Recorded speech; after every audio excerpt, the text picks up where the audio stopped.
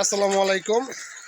Fermi মুরগি পালনে অনেকেই বলে লাভজনক ব্যবসা না, আবার অনেকে বলে যে ডিম বেচে লাভবান হওয়া যাবে না, বাণিজ্যিকভাবে করা যাবে না। আসলে ভাই ফার্মি মুরগি বললে আমি মনে করি সবচেয়ে বেশি লাভজনক, যদি শুধু আপনি লালন এবং পালন করতে জানেন এবং সেই অনুযায়ী বাজারজাত করতে পারেন। সব কিছু আপনার কাছে।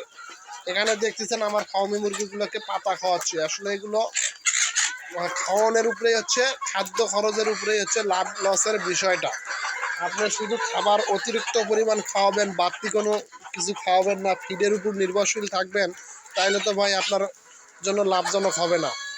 আপনাকে নির্ভরশীল থাকতে হবে প্রাকৃতিক কিছু খাবারের উপর।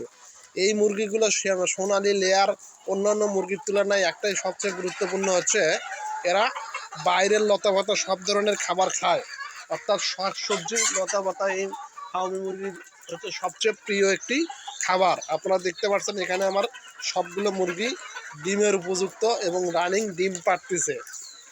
প্রতিদিন দুপুরবেলা যদি একটা বেলা যদি এদের আপনি এরকম বাড়তি খাবার লতা পাতা বিভিন্ন শাকসবজি খাওয়াতে পারেন, তাইলে আপনার হচ্ছে দুপুরের খাবারের খরচটা অনেকটাই কমে যাবে।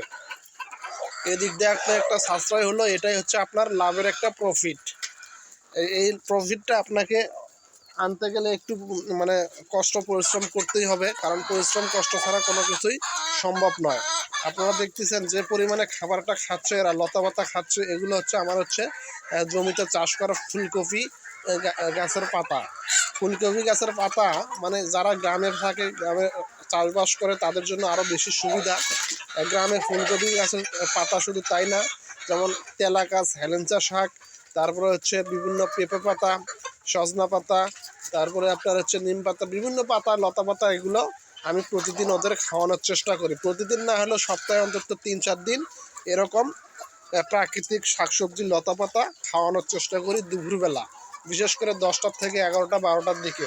আর সেক্ষেত্রে আবার দুপুরবেলা এদের জন্য হালকা পরিমাণ ফিডের দিলেই এনাফ, তাতে আমার একটা খাদ্যের মানে সাশ্রয় হয়, আর এটাই হচ্ছে আমার জন্য অনেকটা কাজে দেয়। আর ডিমের ক্ষেত্রে এখানে আমার যদি বাচ্চা উৎপাদন করে শুধু ডিম বিক্রি করি, তারপরেও ইনশাল্লাহ আমি লাভবান থাকব।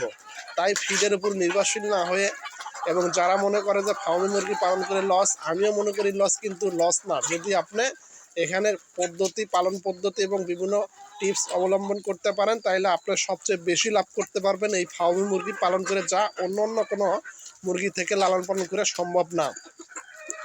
এটা হচ্ছে সম্পূর্ণ আপনার কাছে নির্ভর করবে, কারণ প্রত্যেকটা মানুষের ব্যবসার একটা পলিটিক্স থাকে, এবং যে টেকনিকে সে এগিয়ে যেতে পারে সেটাই হচ্ছে সফলতার মূল বিষয়।